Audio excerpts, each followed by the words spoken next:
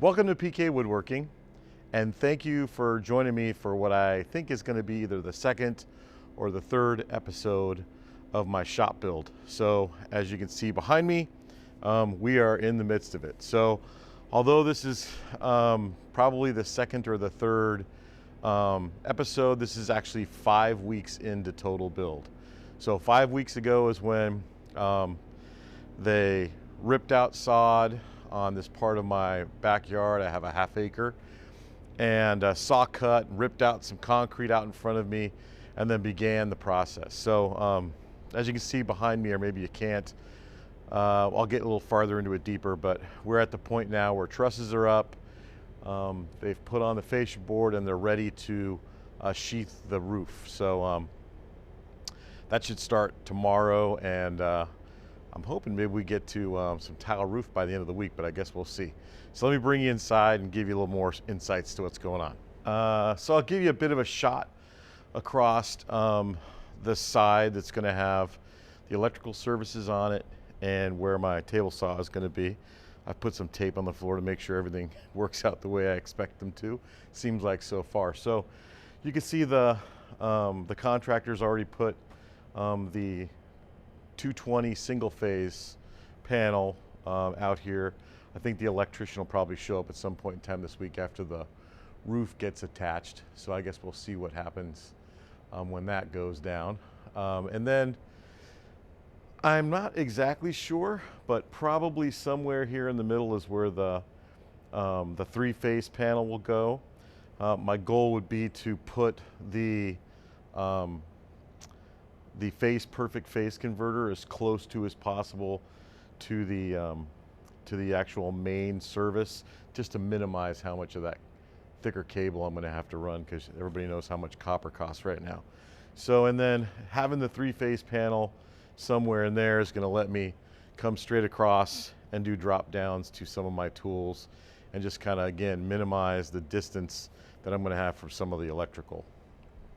So if I didn't go over this before, which I think I did, 10-foot high ceilings, and outside dimension 22 by 45, which means the inside dimension is going to be somewhere around by 21 by 44, give or take.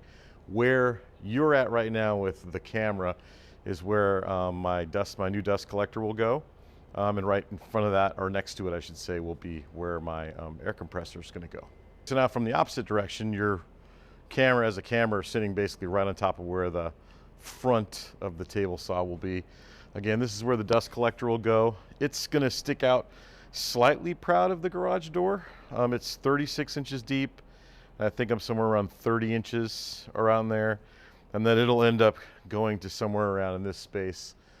Right after that, I'll go straight up with the dust collection stuff. My dust collection pipe, the rest of it that I needed for the Norfab stuff, showed up this week. Now, a little further down this wall, my chop saw, my Festool Capex system, floating system that I have already in the other shop, is going to move directly to here. So it'll basically go from here straight across, ends I think right before the end, so I can get in and out of the door now and not hit myself in the leg when I'm doing that stuff. So that'll transfer directly over, and again, it doesn't take very much space. And if you get to see this in the previous video, my joiner planer combo, my plan is that it will sit somewhere right here that will be relatively close to the dust collector. Might have to shift it a little farther forward to be able to get the dust bin in and out, but I've got some play room here to be able to move this back and forth, and how the dust collection system was created to make that work. So I'm not worried about that. Hopefully you can see over here, this is going to be where the bathroom's at. So this is a full bathroom. It'll have a combo shower tub, toilet, and a vanity on the back side, and I'm sure at some point in time they'll frame this front section. Door's going to be over here, making sure that when somebody's walking in, that if the door's open, you can't see someone who's doing their business. So semi well thought out, I think. This section over here is going to have my bandsaw, and then the balustrini, as long as I can get it to work, which is my double-sided mortiser. My TSM 22 pocket hole system. My edge sander should go there. And then depending on the geography and the spacing, I may end up putting the spindle sander in front of that wall right there, or it may end up being able to get buried in the back. It really depends on what that spacing kind of looks like.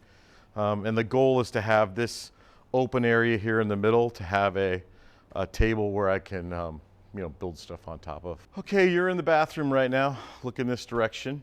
And this is where the shaper is going to go. I've positioned it so that I've got enough space to put the iron extensions for in-feed and out-feed on both sides, so somewhere around 144 inches.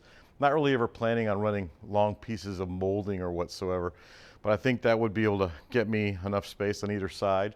Right off the door over here, this is where the wide belt sander is going to go. So I'll give it enough space so that I can open the door on the back side, but you replace the sandpaper from the door on this side. So again, only comes out to about here with that kind of spacing. So I got a lot of space here in between. Okay, now in the very corner of the building, looking back this way, there's going to be a utility sink or a shop sink or whatever you want to call it here in the corner right here. Because of the space, I'm really not going to have anything under this window per se that I've planned, at least. I am thinking about putting a clamp thing, that machine that I have there, but I'm not positive about it. Mini split's going to be here, the mini split from the current shop, and then I have another mini split that's going to go on the other side. Although I don't ever think this would change into anything besides a shop, I did want to give myself some, I don't know, flexibility long term to orient this to a possibility of changing it into an ADU at some point in time. So you may be thinking right now, Paul, why the heck did you put your bathroom in the middle of that wall? The goal was to give myself 10 feet from that wall to that wall. So if in the case I needed to put bedrooms in here, etc. So I don't think that'll ever happen, but I wanted to make sure it was flexible enough. So looking back at this wall in the corner, this wall will look very similar to my existing shop. So this will have the tool wall kind of on it, the TV, surround sound system kind of all built into this, and then some other speakers and other things into the ceiling also. Planning on putting my drill press over there in the corner, and one of my Stanley Vidmar cabinets probably will go there. I have another Stanley Vidmar cabinet that I got for tooling for the shaper that's probably going to go back there in the corner next to where the shaper, or behind the shaper I should say. Back to the shaper conversation. So the shaper has to be away from the wall a decent space. The reason why is because on the shaper that I have, the fence is actually able to fully tilt back and lay flat. So if you wanted to use the table for doing some work like radius work, etc., where you don't want that shaper fence in your way, it actually just has a hydraulic piston on the back that lets you lay it out flat. So it needs to stick out a significant space from the wall that you might like say, well, you're going to lose some space that way. It's actually okay, because when I'll move it out a little bit, that'll give me space to put that Vidmar cabinet back here behind it, so that I'll be able to put all the tooling in that space. So look in the other direction from the front. So ceilings are going to have drywall, so I'm going to have somebody come in and do the drywall on the ceilings. I'm not planning on having anything in the ceiling whatsoever except for the wiring or whatever that's going to be pre-done before I start. And then after the drywall's done, I'll have someone do blow-in insulation up there. I'm going to be covering the walls with 3/4 plywood. I did OSB last time, and I happened to find a company that was on a auction selling off a unit of plywood. So I've got a unit of plywood that'll more than cover all the walls in here with plywood on the side. So the goal here is to put the plywood up in the lengthwise orientation, so 8 feet wide down the wall, 4 feet from the ceiling down, and then doing the exact opposite on the bottom. Leave a 1/2 inch gap and then start come 4 feet up, which will give me pretty close to, I think, this line right here. All of the electrical, all of the air, anything that I need to get accomplished in the walls will all be in that 2 foot open middle section. So if I need to change anything or do anything over time, I can. And then I'll come back with the middle part and cover that with a sheet of plywood that's just 2 foot wide by 8 feet long all the way around on the inside. They'll all be insulated with some rock wool I think I'm going to use for the bottom part. And the goal would be that make this as energy efficient as possible without going crazy. Now we're looking down the side of the shop and the wall, and there's 5 foot setback requirements where I live. So when we're finished with this, this is going to have a concrete sidewalk from edge to edge with appropriate drainage all the way back to the back. And the goal would be to store things possibly back here, you know, because where we live it usually doesn't rain that much. And I've got some things that might make sense back here. And also long term I could even build something against this wall or this wall that I can store things in that are waterproof, etc. But it's 45 feet where, you know, I could put a lot of stuff back here hopefully. And I'll take you down to the end and show you long-term goals too. Well, I am not sure how the microphone got turned off, but it did get turned off. So this is me talking over myself.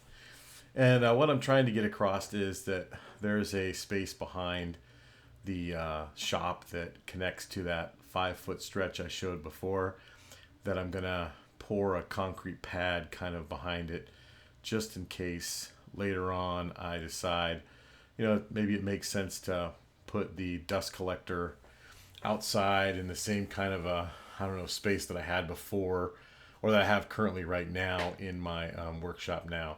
So I'm not sure that I would do that, but I just figure if we're pouring concrete now, it would make sense to do that. And I'm not sure what else I'm talking about here, but I'll move to the next section and we'll talk about that. Okay, now here, I think I'm just giving you a view from what is our patio in the backyard that we, when we have parties, etc., we hang out in this part of the patio also.